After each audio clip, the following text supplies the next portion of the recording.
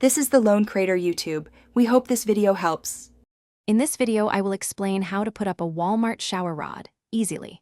First, gather your supplies. You'll need your new shower rod, a soft, dry cloth, and a sturdy step stool if your shower opening is high. Make sure the area where you plan to install the rod is completely clean and dry. This step is crucial for the tension cups to grip properly. A quick wipe down with a clean cloth prepares your surfaces, ensuring a stable and long-lasting installation for your curtain. Now, carefully unpack your shower rod from its packaging. Most tension rods have two main parts that slide or twist together.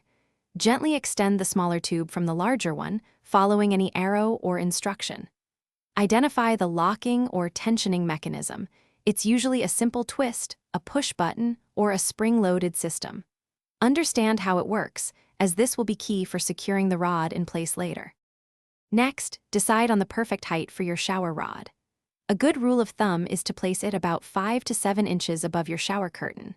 This allows the curtain to hang nicely without dragging on the floor or splashing water.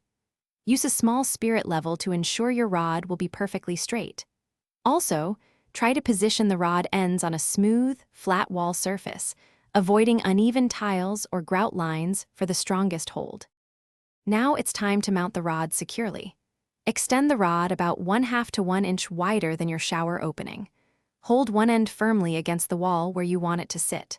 Then, compress the rod slightly to fit the other end into position. Slowly twist or engage the tension mechanism until the rod feels firmly wedged between the walls.